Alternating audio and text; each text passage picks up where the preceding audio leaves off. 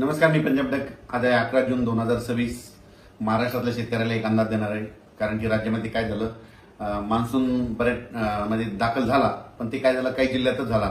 म्हणजे सांगली जिल्हा, सोलापूर जिल्हा, त्याच्यानंतर सातारा, कोल्हापूर ह्या पट्ट्यामध्ये इकडं बीडच्या काही भागापर्यंत आला. पण त्याच्यानंतर ते तिथंच स्थिरावला. त्याच्यानंतर त्या मान्सूननं पूर्ण प्रगती केलीच नाही. तर राज्यात परत पाऊस कधी येणार आहे? तर राज्यातल्या सर्व शेतकऱ्याला सांगू इच्छितो की आज आहे 11 जून 2026. 13 जूनच्या नंतर काय होईल, राज्यामध्ये आता हे जे आजपर्यंत जे थांबलेला पाऊस आहे ते 13 जून पासून परत राज्यामध्ये पावसाला थोडी सुरुवात होणार आहे. 13 जून नंतर जे पाऊस पडेल, 13ला पडेल, 14, 15, 16, 17, 18, 19 हे काय होईल, एक दिवस पडेल, पुन्हा दुसऱ्या दिवशी येणार नाही, तिसऱ्या दिवशी पडेल, चौथ्या दिवशी येणार नाही. म्हणजे 13ला येईल तर 14ला येणार नाही, 15ला येईल तर 16ला येणार नाही, 17ला येईल तर 18ला येणार नाही. असं करत करत काय होईल, 18-19 तारखेपर्यंत हे पावसाचं वातावरण असंच राज्यभर विखुरलेलं स्वरूपाचं भाग बदलत पडत राहणार आहे. मग राज्यात मान्सूनचा पाऊस परत कधी दाखल होणार आणि शेतकऱ्याचे पेरण्या कधी होणार? तर राज्यातल्या सर्व शेतकऱ्याला सांगू इच्छितो की मी पहिल्यापासूनच म्हटलं होतं की यावर्षी 3 टप्प्यामध्ये पेरण्या होणार आहे. एक टप्पा राहील 7 ते 14 जूनचा.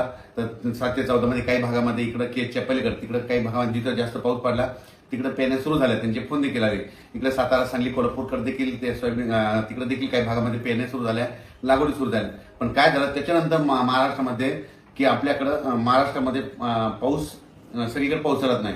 मग राज्यातल्या शेतकऱ्याला सांगू इच्छितो की 3 टप्प्यामध्ये जे दुसरा टप्पा आहे तर जूनच्या शेवटच्या आठवड्यामध्ये 20 जून ते 30 जून मध्ये, म्हणजे 20 जून पासून ते 30 जूनच्या दरम्यान राज्यात एक पाऊस येणार आहे. पण तुम्हाला सांगतो ते मान्सूनचा पाऊस काय होतोय, दरवर्षी मुंबईकडून येतो आणि यावेळेस काय होईल, शॉर्टकट मार्गाने इकडून नागपूरकडून काही येईल, इकडून कर्नाटककडून येईल, असा कर्नाटक तेलंगणातून येईल. आणि त्याच्यामध्ये मात्र 20 जून ते 30 जून मध्ये एक दुसरा पेरणीचा टप्पा होईल, म्हणून हे लक्षात येतं.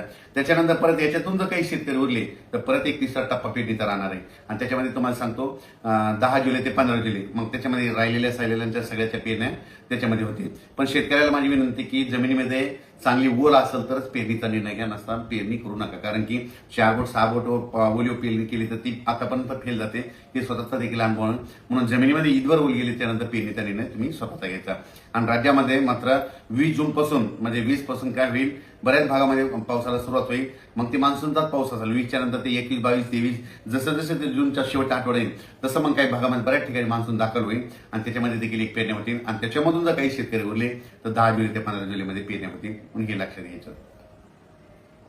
आणखीन एक तुम्हाला एक माहिती विषय सांगतो की बऱ्याच शेतकऱ्याचे फोन आले मला की ते म्हणतात यावर्षी दुष्काळ पडेल का. तुम्हाला सांगतो कालच 7 जून लागला, आणखी 2-3 दिवसच झाले की लगेच काय झालं की तुम्हाला वाटतं की दुष्काळ पडेल. तुम्हाला सांगतो आज आहे 11 जूनला, मी म्हणत असतो ना 11 जूनला दुपारी 12 वाजता आकाशामध्ये जर खळं दिसलं, सूर्याला खळं आलं तर त्यावर्षी पाऊस कमी पडतो, दुष्काळ पडतो.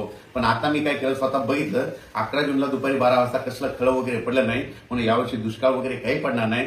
पेरण्या होणार आहेत, फक्त काय होणार आहे जूनच्या शेवटच्या आठवड्यात होणार आहे, म्हणजे 3 टप्प्यामध्ये होणार आहे. एक आता 7 ते 14 मध्ये काही भागाच्या सुरू होतील तर ते बऱ्याच ठिकाणी चालू झाल्या. पण त्याच्यानंतर ते दुसरा टप्पा होईल ते 20 जून ते 30 जून मध्ये होईल आणि त्याच्यामधून 7 जुलै ते 14 जुलैच्या दरम्यान तिसरा एक टप्पा राहील, म्हणून हे लक्षात येतं. पण राज्यातल्या सर्व शेतकऱ्याची पेरणी होणार आहे, घाबरून जाण्याचं कारण नाही. आता बऱ्याच जणांना वाटतं की 7 जून गेला आणि पाऊस नाही आला तर काही चिंता करू नका. तुम्ही तुमची कामं करून घ्यावा, तुम्ही तुमच्या बियाणं व्यवस्थित राहू द्या. कारण की राज्यामध्ये काय होणार, 20 तारखेच्या नंतर 20 जूनच्या नंतर जसं 21 येईल तसं पावसाला सुरुवात होईल, 22ला बऱ्याच भागात कव्हर होईल. असं करत करत त्यावेळेस सगळ्या भागामध्ये 20 ते 30 मध्ये पाऊस जाईल आणि महाराष्ट्रातल्या सर्व शेतकऱ्यांच्या पेरण्या होतील. यावर्षी चांगला पाऊस पडणार आहे. मी पहिल्यापासून म्हणत होतो जूनमध्ये थोडा कमी राहील, जुलैमध्ये जास्त पडणार आहे, ऑगस्टला कमी राहील आणि सप्टेंबर ऑक्टोबरमध्ये मात्र परतीचा पाऊस मात्र धुमाकूळ घालणार आहे, म्हणून हे अंदाज सर्व शेतकऱ्यांनी लक्षात घ्यायचा. महाराष्ट्रातला जो दक्षिण भाग आहे तर त्या दक्षिण भागामधल्या म्हणजे इकडे उदगीर असं तारकळस, इकडे पूर्णाकडला काही भाग, इकडे त्याच्यानंतर केज, अंबाजोगाई त्या परिसरात, इकडे मग सांगली, सातारा त्या परिसरात बऱ्याच ठिकाणी पेरण्या झाल्या. पण आणखीन बऱ्याच पेरण्या जवळपास सगळ्याच शेतकऱ्याच्या राहिल्या. उगाच थोड्याफार प्रमाणात दक्षिण महाराष्ट्राकडे पाऊस थोडा दाखल झाला आणि त्याच्यानंतर मोसमी पाऊस थांबला. त्याच्यानंतर आता काय होईल, या 13 तारखेपासून बऱ्याच भागामध्ये पाऊस पडेल, ते पण सगळीकडे पडणार आहे. सर्वात महत्वाचं नंतर सगळ्याला तर आशय की आमच्या सगळ्या गावाला पाऊस आहे. ते पाऊस 13 पासून जे येणार आहे ते मात्र सगळीकडे पडणार नाही. 13 जून ते 18-19 जून पर्यंत असाच एक दिवस येईल, एक दिवस नाही येणार, पुन्हा 2 दिवस नाही येणार, एक दिवस येईल, असंच राहणार आहे. मात्र 20 जूनच्या नंतर मग परत महाराष्ट्रामध्ये चांगलं मोसमी पाऊस सक्रिय होईल आणि शेतकऱ्याच्या पेरण्या होतील. म्हणून हा अंदाज सर्व शेतकऱ्याला घ्यायच्या. सगळ्यांच्याच पेरण्या होणार आहेत, दुष्काळ वगैरे काही पडणार आहे. जूनच्या अखेर जवळपास महाराष्ट्रातल्या बऱ्याच जणांच्या पेरण्या लागतील.